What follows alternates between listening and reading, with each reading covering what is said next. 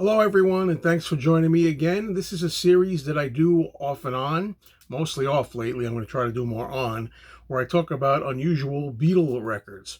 And I've had various different titles for this series. I'm not going to say it yet because I really don't know if I'm going to keep the title or change it after I've said it.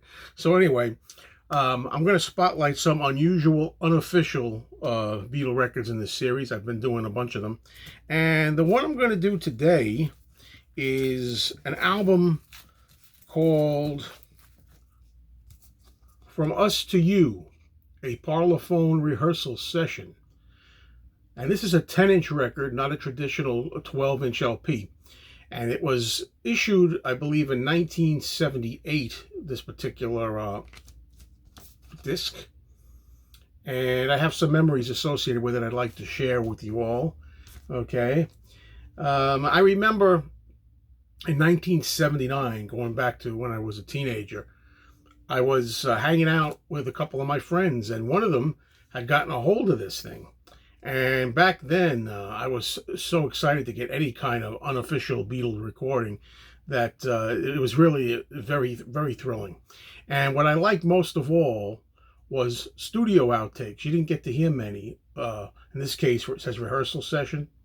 And I thought, wow, how great this is. You know, actual Parlophone studio, actual outtakes, rehearsals from the Beatles albums. That's exactly what I'd always wanted to hear. My friend had this record. He had it on a blue vinyl. I'm going to show you different versions of it. This particular one here is on yellow vinyl. It came in a whole variety of colors.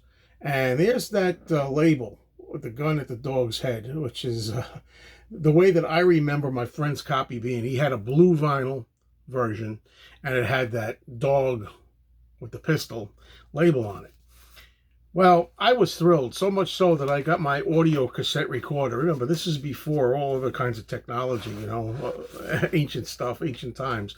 And I took the cassette recorder and put it to a stereo speaker, and I recorded it on cassette tape for myself, so I would have this. And you know, now you can get it yourself, right? But back then that was a big deal, you know, actually being able to have it on tape to play anytime you wanted to hear it. Well, I'm going to tell you a few things about this. The first thing you have to know is that this is false advertising, whether it was legitimately, deliberately false, intentionally false, or whether it was just a mistake on the part of the people who made this record. This is not, by any stretch of the imagination, a true Parlophone rehearsal session. So it's mistitled, unfortunately. What this is a BBC session. July 17th, I think, 1964, that was going to be aired the following month in August of 64. And what you have on this particular record are rehearsals and very rough versions of certain songs that were really thrilling as a teenager, thinking, oh boy, we got some real Beatles outtake gems here, even though they turned out not to be the case. All right. Before I go on, I want to talk a little bit about the actual song content, but I'm going to show you some of these other ones that I got here. Here's another one. It says Blue Wax. You can see I picked this up because I just wanted to remember those days with my friend when he had his on blue wax. So I picked up a blue wax version myself. Unfortunately, mine does not have the dog label. It's blue wax, but it just has a standard blank white label. So you know what that means. If the day ever comes that I find one with the dog on it, yep, I'm going to upgrade, quotes, this particular color to have it the way I remember it. That's what I want to do. All right, and before I talk about the contents, I want to show you one other version I have. This is another, and this one is on a splatter vinyl disc. Look at that. Is that really nice? Look at that. And there was a story associated with this, but I won't go into it now. Some of you will remember when I went to my record store, the guy charged a little extra because it was a splatter version, you know.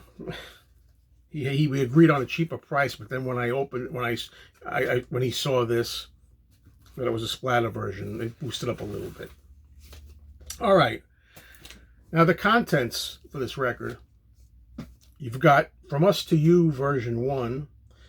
It starts out with. And From Us to You version 1, that's the kind of introduction to the show, BBC show From Us to You. So you have From Us to You version 1. Then you have Kansas City. You have Long Tall Sally. You have If I Fell. You have Boys, Ringo vocal. I'm Happy Just to Dance with You instrumental version. And I'm Happy Just to Dance with You, the regular vocal version. That's side 1. Side 2, you have I Should Have Known Better. It's very unusual to get a rough version, outtake version of I Should Have Known Better. Then I Should Have Known Better without the harmonica. Excuse me. I Should Have Known Better without the harmonica. And then I Should Have Known Better with harmonica. So first it's a false start. You get the false start version, that was what was thrilling. That's what I really wanted to tape when I was a kid, more than anything, because wow, they start, John starts singing I Should Have Known Better, and he goes, oop, I forgot the words. And then he do it again, 1, 2, 3, 4, and he got the wrong verse or something. He forgot. I think he said, I think I got the wrong verse or something. I got the wrong verse. And he says, okay, take 2. Then he do I Should Have Known Better without a harmonica, but then he do I Should Have Known Better with the harmonica. So there's 3 takes. And I thought at the time, being naive, I thought this was actually from the Hard Day's Night sessions, the actual I Should Have Known Better song. It's not. It's BBC, again, rehearsals, the BBC version. But that's the one I was most thrilled with, because it had all the false start and the outtakes. Then you have Things We Said Today, a version of that. Then you have a version of A Hard Day's Night. And at the end of finally, the closing song, From Us to You, version 2. Okay, the Themes Jingle song. The quality on this, I'm sorry to say, is not very good. But to the best of my knowledge at this point, this is the only versions you have of these. Maybe someone could correct me on that, but I don't think these have ever been, these same exact takes, the same exact recordings, rehearsals, have ever been released any other way. I mean, either... Well, certainly not legally, but I mean, officially, but even unofficially, I don't know if the sound quality's ever been better. As far as I know, this is the only way to get these. And the quality leaves a lot to be desired, but it's still by no means unlistenable. I mean, you have some records of this type that could be completely unlistenable. Not in this case. You wish when you listen to it that it was better, but it's not a complete bust.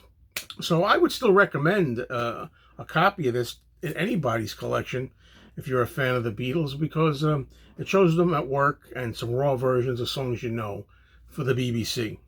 All right? So everybody, thanks for watching. Hope to see you again in a future installment. Take care now.